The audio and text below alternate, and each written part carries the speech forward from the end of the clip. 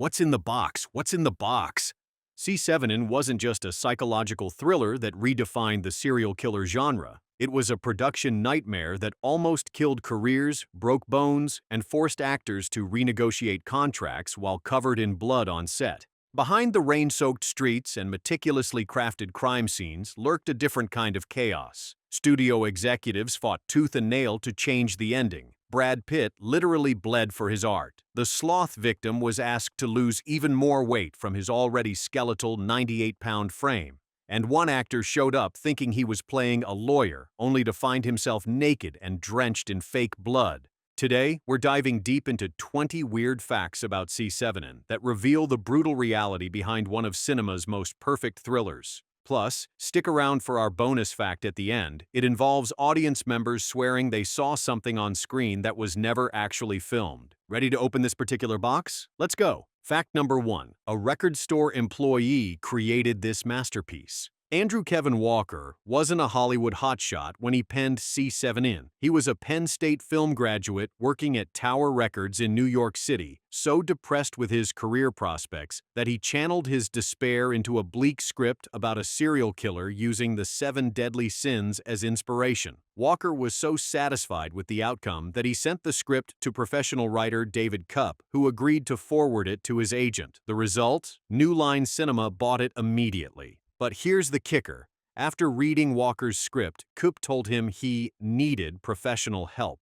Sometimes the darkest places produce the most brilliant art. Fact number 2. David Fincher got the job because of a mix-up. With only the disastrous Alien 3 under his belt, David Fincher knew he was on thin ice in Hollywood. When Se7en landed on his desk, he was particularly drawn to the shocking finale where Brad Pitt's character discovers his wife's severed head in a box. But here's where it gets wild. Producers wanted the ending changed so that the wife lived, but when Fincher expressed interest in the film, he was accidentally sent Walker's earlier, more intense climax. Fincher told the studio that was the version he intended to shoot. They agreed, though producer Arnold Kopelson fought against it throughout the entire production. One clerical error saved one of cinema's most devastating endings. Fact number 3. The sloth victim was asked to lose more weight. Michael Reed McKay landed the role of the emaciated sloth victim for 2 reasons. He could lie motionless for extended periods, and he had an extremely thin frame. At 98 pounds, McKay seemed perfect for the part, but producers asked if he could lose even more weight. His response? I didn't. Sometimes, even Hollywood's most extreme demands meet their match in an actor's basic survival instincts.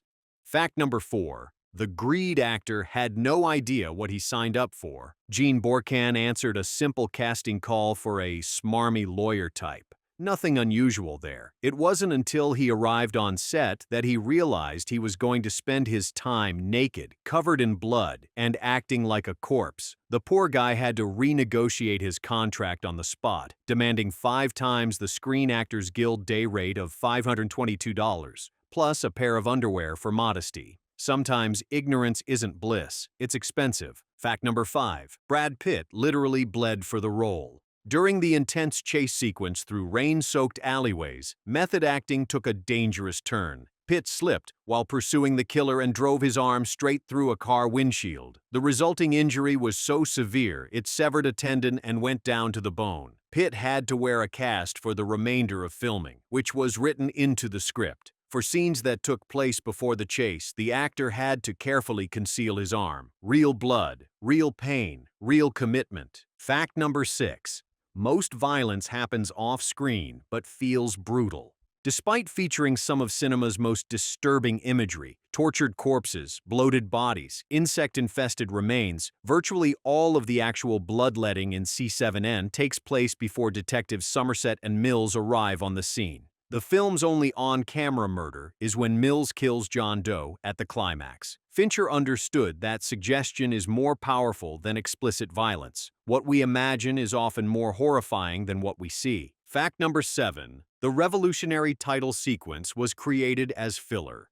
Those iconic opening credits featuring John Doe's disturbing journals set to 9 Inch Nails' Closer weren't originally planned. Fincher originally intended to open with scenes of Detective Somerset visiting a home in the country and taking the train back. But when he had to screen a rough cut for studio executives, he needed some filler. Enter Yale graduate Kyle Cooper, who created a kinetic montage that the New York Times hailed as revolutionary. The sequence was so compelling that director Zack Snyder once said some directors refuse to hire Cooper because he makes title sequences better than the movie. Fact number 8. It opened against Showgirls and crushed it. Se7en faced off against Paul Verhoeven's notorious Showgirls on September 22, 1995. While Se7en made $13 million in its opening weekend compared to Showgirls' $8 million, Fincher's film went on to earn over $327 million worldwide. Sometimes quality triumphs over controversy, and sometimes it triumphs spectacularly. Fact number 9. Morgan Freeman was originally supposed to pull the trigger. The film's climactic confrontation almost played out very differently. Walker and Fincher toyed with the idea of having Freeman's Detective Somerset shoot John Doe after discovering his partner's wife's head in the box, but Pitt vetoed the idea. His reasoning? Anyone who found their loved one decapitated would put a bullet in the perpetrator without hesitation. Pitt's instinct for authentic human behavior saved the scene's emotional truth. Fact number 10. Brad Pitt fought to keep the head in the box. And speaking of that head, go ahead and like and subscribe because this next fact shows just how much Brad Pitt had to battle the studio system. After getting burned on Legends of the Fall by studio interference, Pitt was determined to protect Se7en's artistic integrity. When he signed on to Se7en, he insisted the original head-in-a-box ending stay intact. New Line agreed, but after test screenings, Pitt found himself fighting again. Studio executives suggested, "We think maybe if it was the dog's head in the box." Pitt held firm. Sometimes star power serves art instead of commerce. Fact number 11. The cinematographer used documentary techniques for realism. Darius Kanji, the film's cinematographer, drew inspiration from unexpected sources. The aesthetic was influenced by films like All That Jazz, The Silence of the Lambs, and The French Connection, as well as the over-the-shoulder viewpoint used in documentary television show Cops because of its implicit vulnerability. The crime thriller Clute particularly influenced Kanji's use of top-light and widescreen compositions for intimacy rather than epic vistas. Every frame was calculated to make audiences feel unsafe. Fact number 12. Fincher used camera movement to show power dynamics. Here's a directing masterclass hidden in plain sight. When filming Brad Pitt and Morgan Freeman, Fincher used a handheld camera as shaky cam to represent the two losing control of the situation. When he filmed Kevin Spacey, he used a tripod so it would be shot steady to represent him having all the power. Subtle visual storytelling that most viewers never consciously notice but feel in their bones. Fact number 13. The weather was almost entirely artificial. Those perpetually rain-soaked streets of the unnamed city? Pure movie magic. All of the film's exterior locations were filmed around Los Angeles. Even the pizza joint ironically named New York Pizza that had some believing it was filmed in New York. Rain machines worked overtime to create that oppressive atmosphere that made audiences feel like they needed an umbrella in the theater. Fact number 14. Denzel Washington almost played Detective Mills. Before Brad Pitt signed on, Denzel Washington was considered for the role of Detective Mills. The actor later admitted Se7en was one missed opportunity he has since regretted. Imagine how different the film's energy would have been with Washington's intensity instead of Pitt's impulsive heat. Sometimes the road not taken haunts even Oscar winners. Fact number 15. The script was rejected multiple times before landing at New Line.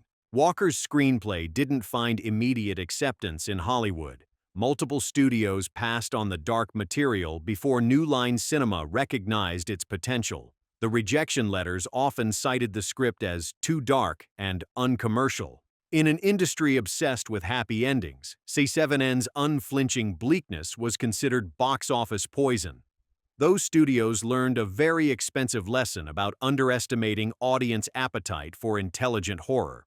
Fact number 16. John Doe's journals were created with obsessive detail. The killer's disturbing journals glimpsed throughout the film weren't just props thrown together by the art department. Each page was meticulously crafted with actual writings, sketches, and photographs that told John Doe's psychological story. The production team spent weeks creating hundreds of pages that would barely be seen on screen. This attention to detail created an authentic sense of the killer's twisted methodology. Fact number 17. The film inspired its own comic book series. Se7en's cultural impact extended beyond cinema.